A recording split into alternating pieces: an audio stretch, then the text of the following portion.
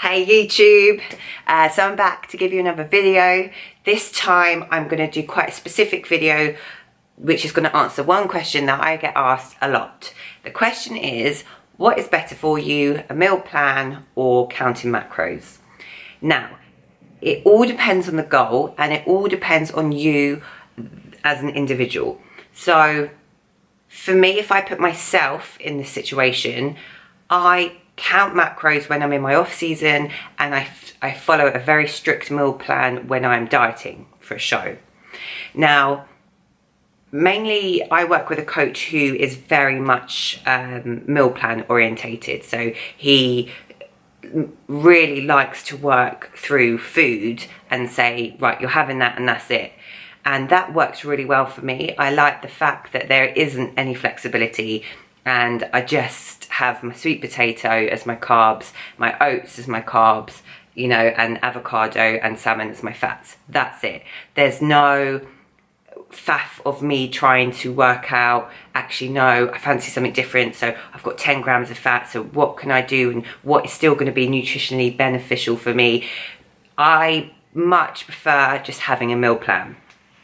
Now, when it comes to me working with my clients, it's the same thing. When someone is dieting for an event, so either competition prep, which as we all know is much more severe, or if it's something just, you know, say someone's got a wedding in 8 weeks and they really want to tone up and shred some fat, that is also where I would implement a meal plan. The main reason why I believe that meal plans work in that sense is because the problem is when you are following flexible dieting, there's always that thing in the back of your mind where you think, you know what, I really want a latte, for example, right? So say you were thinking to yourself, right, really want a skinny latte today. Now, for example, you say a medium skinny latte, that's going to have 15 grams of carbs, right? And all of it is pretty much sugar and it's not nutritional at all. If you are going to have that, something in your diet is going to need to take a hit. So that could be sweet potato from one of your meals or rice or oats or whatever carb sources that you would have. Now, what is going to be more beneficial? Having 15 grams of carbohydrates, which is mainly sugar, and it's going to give you no benefits nutritionally, or 15 grams of carbs from potato. So say it's sweet potato and it's very high in vitamin A and it's, you know, fibrous and it's sustainable. You know, 15 grams of sugar is gonna literally get in your system and then get back out again. It's just gonna rise your insulin levels and then you're gonna drop straight down. So that's the issue. And sometimes people really do abuse the flexibility, and you know, sometimes without them even meaning to, they try and put things in their diet that is just not going to do any good for them. And I've often found that when I've moved people from flexible dieting to meal plans, I think that the thing is, first of all, you kind of think, oh, meal plan, you know, it's going to be boring, it's going to be the same foods, it's, you know, it's going to be really frustrating. I think as soon as people kind of do it for a week, they see the results, they're kind of invested, you know. It might be a little bit boring for some people, but the results that you get cannot be denied. Now, having said that, when we're talking about sustainability, macros are amazing. What macros allows you to do is it allows you to be flexible. So if you were just eating well and training hard and there was nothing coming up that you were trying the diet for or you know, whatever, flexible dieting is amazing. If you go to the gym and then your friend says, oh, I want to meet for coffee, then you can have a skinny latte. You can make it fit into your macros. You could even have a blueberry muffin. Do you know what I mean? Rather than kind of thinking, oh, I can't have a latte because it's not in my plan, or I can't go out without having Tupperware and I can't do this. It just becomes a lot more flexible and a lot more enjoyable for most people. Don't think that if you've tried meal plans before and they don't work for you, don't think that that's it and that's the end of the road for you. There are many different options and we are all very different. So what you need to do is you need to find what works for you. So what I would do if you're kind of watching this and you're thinking, where do I start? You know, what do I do? I would encourage you to start, first of all, just tracking what you're eating. So trying to see patterns, trying to see, you know, a lot of people get that mid-afternoon crash where they're really tired and they want to reach for biscuits or chocolate. That just tends to be that you just either A, haven't eaten enough, or B, what you're eating is not giving you sustainability in terms of energy throughout the day.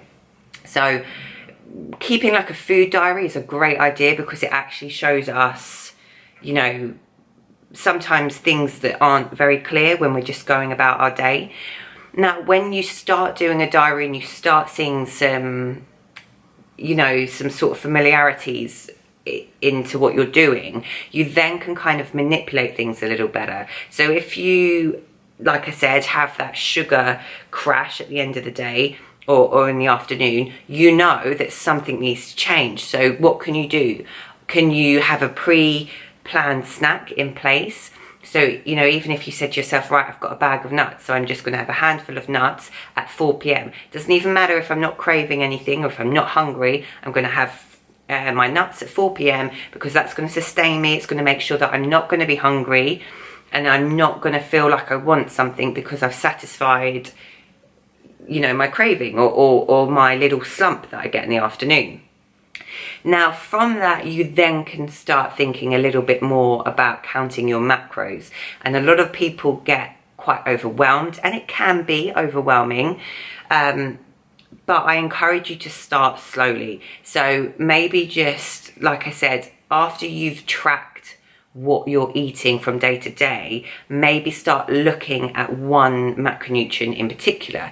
So if you said to yourself, right, on Monday I had 70 grams of fat, Tuesday I had 30 grams of fat, Wednesday I had 60, then say to yourself, right, for the next 3 days, I'm going to try and maintain 50 grams of fat.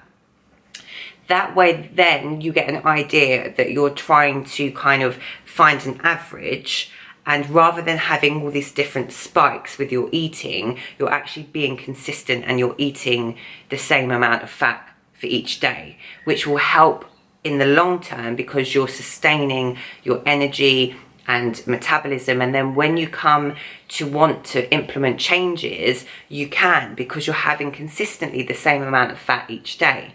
And likewise with the protein and the carbohydrates. I think the main thing is that people try and do everything at once, and of course it then becomes, this is far too much work, I don't want to count my calories, I don't want to count my macronutrients, I don't want to feel like I'm constantly on apps trying to calculate everything and work it out, I just can't be bothered, I'm done. When actually, if you take a step back and you really look at things step by step, it's a fantastic tool that's going to allow you to be flexible and also manage to reach your goals. And as I said, it's so easy when you are following things like 50 grams of fat, 200 grams of carbs and 100 grams of protein. If you follow that every single day and you said to yourself, you know what, now I want to put on a bit of muscle, but I'm feeling like I haven't got as much energy, then you can manipulate things. You can add some carbohydrates in, add some protein in if you're feeling a little bit hungry and you need to repair your muscles a little better because you're training harder. It's all there to be had. You just need to take your time and do it step by step so it doesn't feel so overwhelming. If you really do struggle and you have tried it in the past, I would recommend just finding a coach and getting them to set you some macros. And also check-ins I think are really important. I wouldn't recommend getting a macro plan as a one-off and then off you go. You've got to have something where you can check in with that coach. So for example, what I do is I say to someone, here's your meal plan, you have to check in every Friday. So then we know that the meal plan or the macros are working for them. They're able to sustain their weight or change their weight if that's their goal, and they're able to kind of enjoy it, and it doesn't feel like it's so overwhelming and you're constantly trying to be a mathematician and work out everything.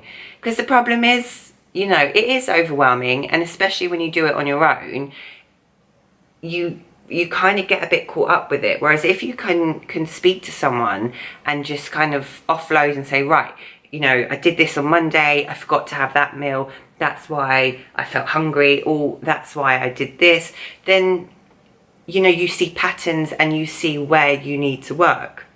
So I really would recommend, if you do feel very bogged down with it all, to find a coach to help you work through that. So that's basically the main difference. I hope that actually has helped rather than confuse. It's, like I said, my personal preference is dieting. I just think that the meal plan just really works, and it doesn't really work for everyone. Don't get me wrong, I have clients that prep and they track their macros, but for the most part I find that dieting to a level of competition prep or something, you know, for a day where you're dieting, so for a photo shoot or for a wedding, that the meal plans are just really good, and it just really works because it allows you to make sure that you're getting the maximum amount of nutrition, and there's no person in the back of your head going, oh, well, you could have, for the same amount of fat, a bit of chocolate rather than an avocado. So yeah, absolutely meal plans for dieting. However, when it comes to life and enjoyment, macros all the way. So I hope that helps, guys. You know, comment on this if you want a little bit more information, or you want me to do another video explaining anything else. And I will see you guys in the next video.